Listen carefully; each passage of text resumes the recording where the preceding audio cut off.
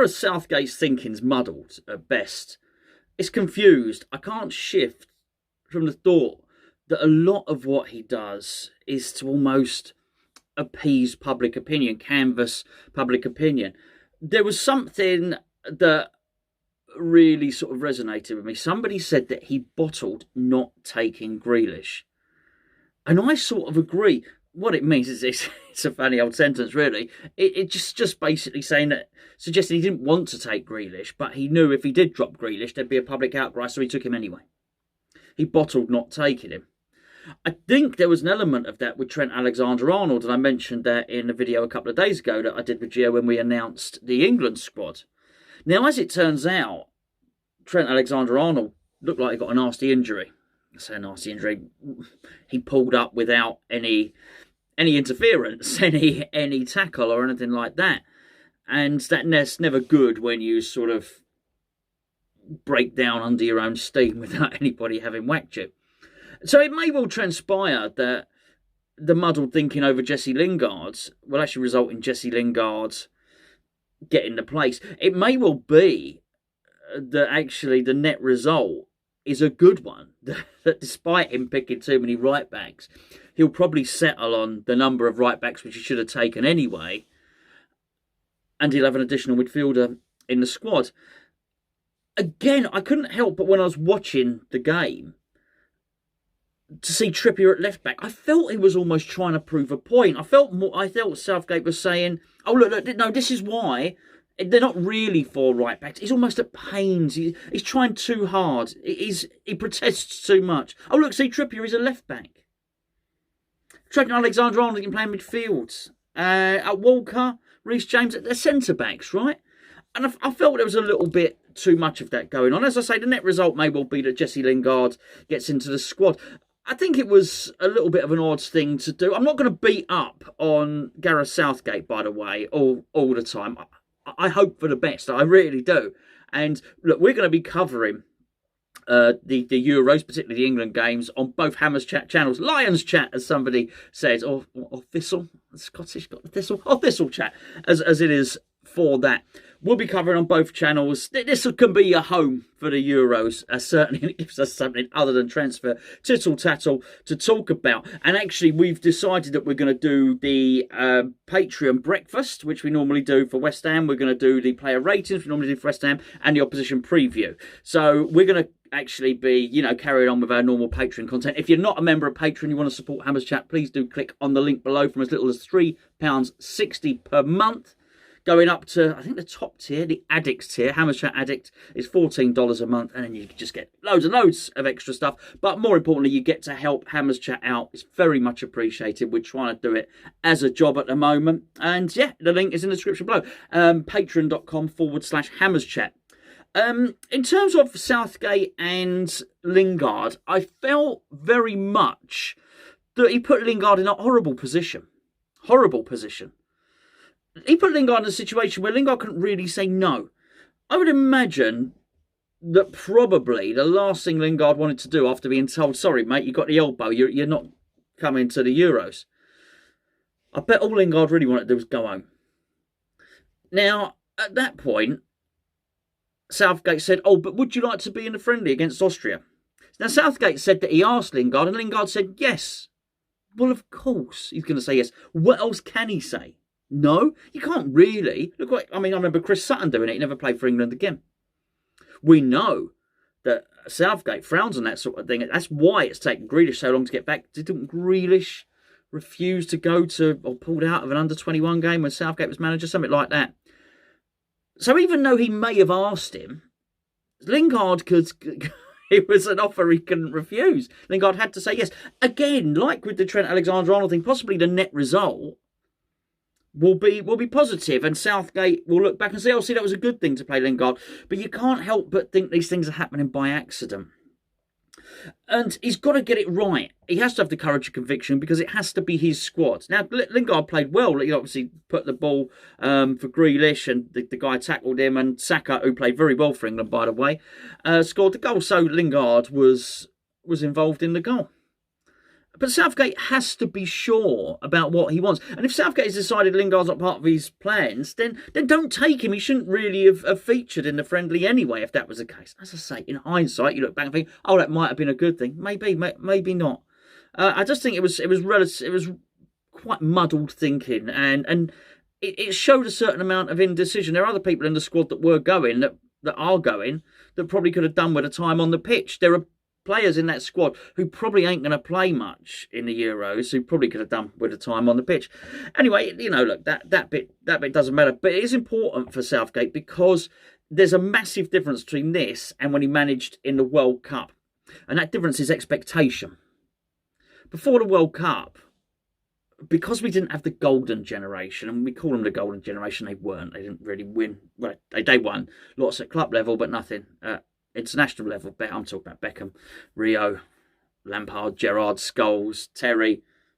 Fine players. Rooney, a little bit later on, obviously, as well. Fine players, of course, but much was expected of them. Certainly, England had expectations when that group of players went in to the final. I think Michael Owen scored against Argentina sort of lit the expectation level of the country, certainly, when he scored that wonderful goal as a 17-year-old. England went into tournaments of expectation. That wasn't the case with the World Cup. I think we knew that we didn't really have world-class players, so there was a certain amount of tolerance for what they were going to do.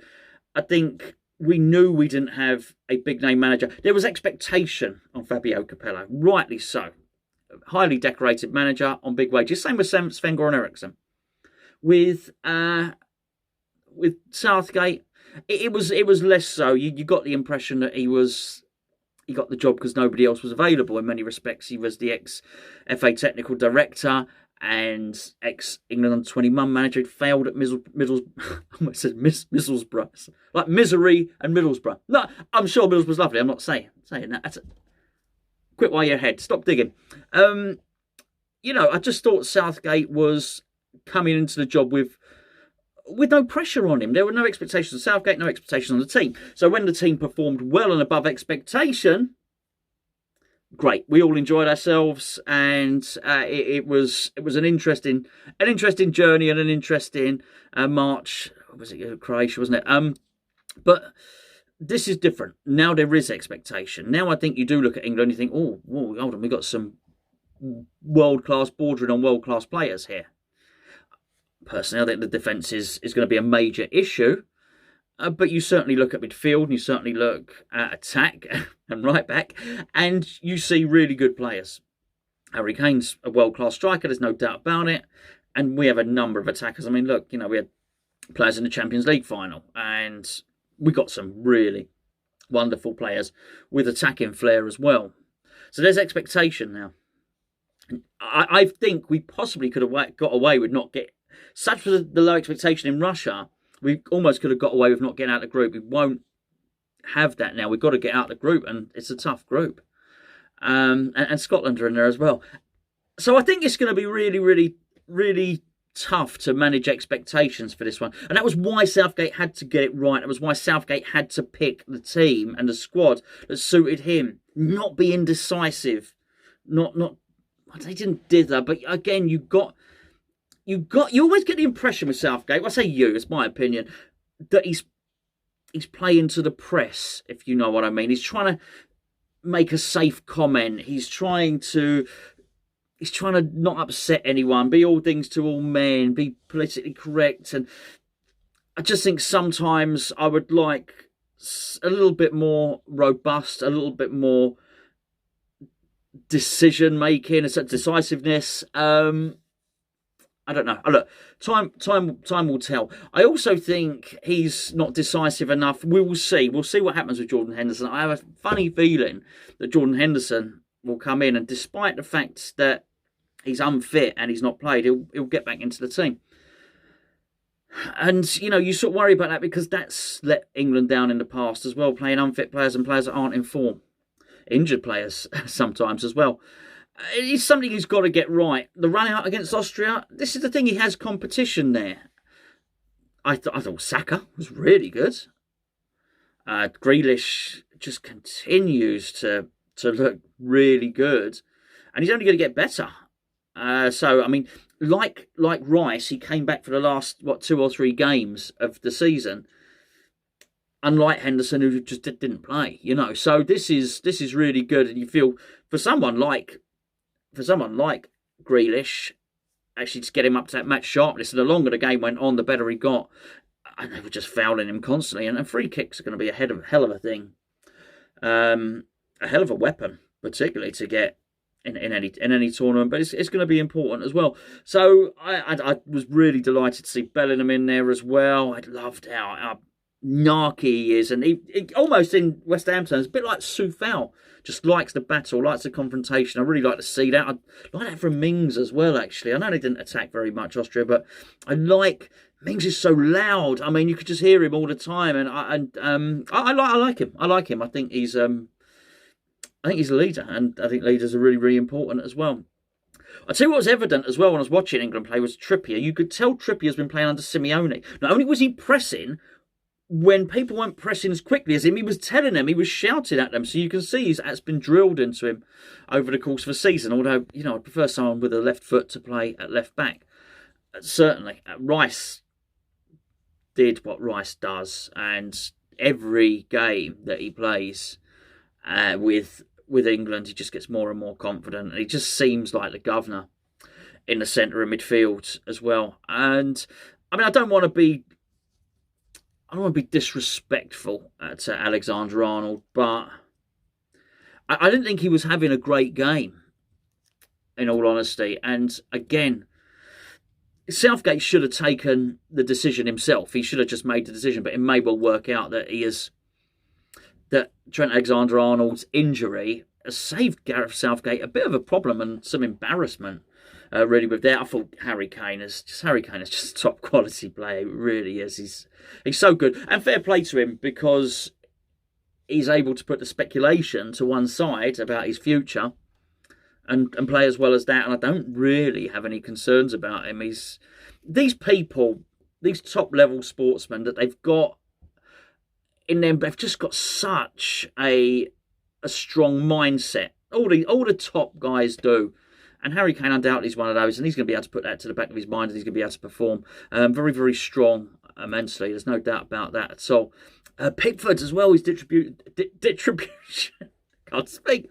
His distribution was absolutely superb as well. So I think there was lots to admire. I just can't help but feel, because we do have good players, that if we get there and we are successful, I don't want to... Look, Southgate's put a lot of planning into it, as Southgate's team, and he does a lot of good. But he seems to stumble alongside the right thing. He seems to stumble onto the right thing. And as somebody once said, I'd rather be a lucky manager than a good manager. I just can't help but feel that if we do get anywhere in this tournament, it'll almost be a little bit by accident.